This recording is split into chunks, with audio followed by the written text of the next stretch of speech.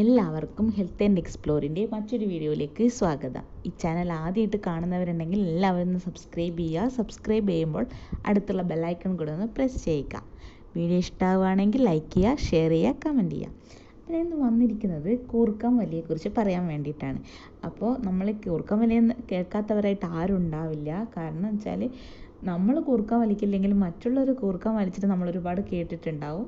അപ്പം നമുക്ക് നോക്കാം എന്താണ് കൂർക്കം വലിയെന്ന്. നമ്മുടെ അന്നനാളത്തിൻ്റെ തൊട്ട് മുകളിലുള്ള, അതായത് തൊണ്ടക്കുഴിയിലുള്ള മസിൽസ്, അതോടൊപ്പം തന്നെ വായയുടെ ഉള്ളിൽ നാക്കിൻ്റെ മുകളിലായിട്ടുള്ള സോഫ്റ്റ് മസിൽസിനും വരുന്നൊരു തരം വൈബ്രേഷനാണ് ഇതിന് മെയിനായിട്ടുള്ള കാരണം. അപ്പോൾ സാധാരണ നമ്മൾ ഉറങ്ങുമ്പോൾ നമ്മുടെ ശരീരത്തിൽ എല്ലാ മസിൽസും റിലാക്സ് ആയിട്ടാണ് ഉണ്ടാവുക. അപ്പം നമ്മൾ അതുപോലെ തന്നെ തൊണ്ടക്കുഴിയിലെ മസിൽസും, ഇപ്പോൾ പറഞ്ഞതുപോലെ നാക്കിൻ്റെ മുകളിലുള്ള മസിൽസും റിലാക്സാണ്. അങ്ങനെ റിലാക്സ് ആയിട്ട് താഴേക്ക് വരുമ്പോൾ നമ്മുടെ ശ്വസനനാളത്തിലൊരു തടസ്സം അനുഭവപ്പെടും.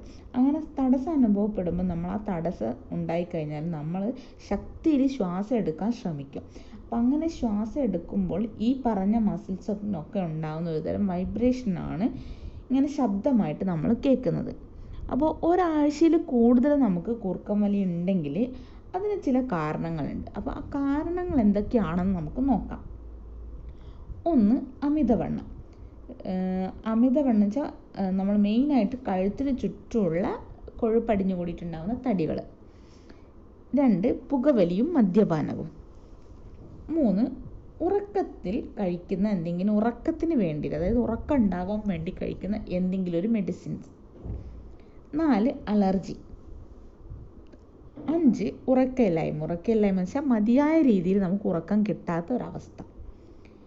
6, തൊണ്ടയിലെ ബലഹീനത. 7, മൂക്കിൻ്റെ പാദത്തിനുണ്ടാകുന്ന തകരാറുകൾ, വളവോ അങ്ങനെയുള്ള എന്തെങ്കിലും ബുദ്ധിമുട്ടുകൾ.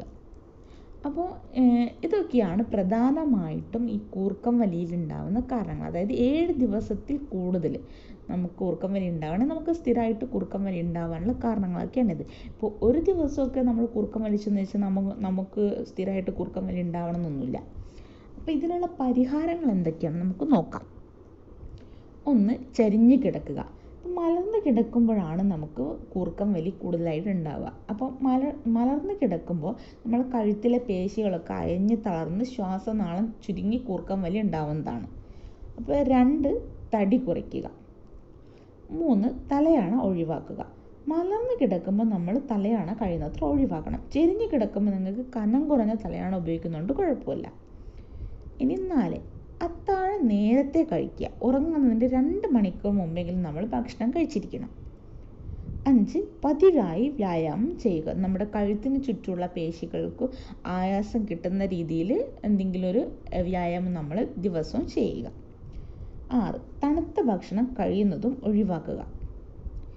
7, മദ്യപാനവും പുകവലി, ലഹരി ഇങ്ങനെയുള്ളതൊക്കെ പൂർണ്ണമായിട്ടും നമ്മൾ ഉപേക്ഷിക്കുക. 8, ധാരാളം പഴങ്ങൾ കഴിക്കുക. വിറ്റാമിൻ സി അടങ്ങിയ പഴങ്ങൾ നമ്മൾ കൂടുതലായിട്ട് ഉൾപ്പെടുത്തുക. 9, ഉറങ്ങാൻ പോകുന്നതിന് മുമ്പ് നമ്മൾ ഒരു ഏലക്ക ഇട്ട് തിളപ്പിച്ച വെള്ളം കുടിക്കുന്നത് നല്ലതായിരിക്കും. 10, ഒരു നുള്ള മഞ്ഞപ്പൊടി പാലും മിക്സ് ചെയ്ത് നമുക്ക് വേണമെങ്കിൽ രാത്രി കഴിക്കാവുന്നതാണ്. 11, ആവി പിടിക്കാം. 12, ജലദോഷം, മൂക്കടപ്പ് എന്നിവ ഉണ്ടെങ്കിൽ അത് മാറ്റാൻ പ്രത്യേകം ശ്രദ്ധിക്കുക. 13, അലർജി ഉണ്ടെങ്കിൽ അത് മാറ്റാനും ശ്രദ്ധിക്കുക. 14, മതിയായ രീതിയിൽ നമ്മൾ ഉറങ്ങുക. നമുക്ക് ഉറക്കമില്ലായ്മ ഉണ്ടാവാതിരിക്കുക. അതായത് നമ്മൾ സുഖമായിട്ട് എത്രത്തോളം ഉറങ്ങണം, നമുക്ക് ഒരു മനുഷ്യന് ഉറക്കം നന്നായിട്ടുണ്ടെങ്കിൽ മാത്രമേ നമുക്ക് കൂർക്കം വലി ഇല്ലാതിരിക്കും. അപ്പോൾ ഉറക്കം ശരിയല്ലാത്തത് കൊണ്ടാണ് ഈ കൂർക്കം വലിയൊക്കെ വരുന്നത്. ഇതിനൊരു കാരണമായിട്ട് ഞാൻ പറഞ്ഞിരുന്നു.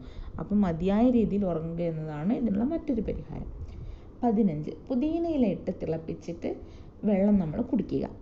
16, ഭക്ഷണത്തിൽ നമ്മൾ വെളുത്തുള്ളി കൂടുതലായിട്ടും ഉൾപ്പെടുത്തുക. അപ്പോൾ ഇത് കുറച്ച് പരിഹാരങ്ങൾ മാത്രമാണ് പറഞ്ഞത്.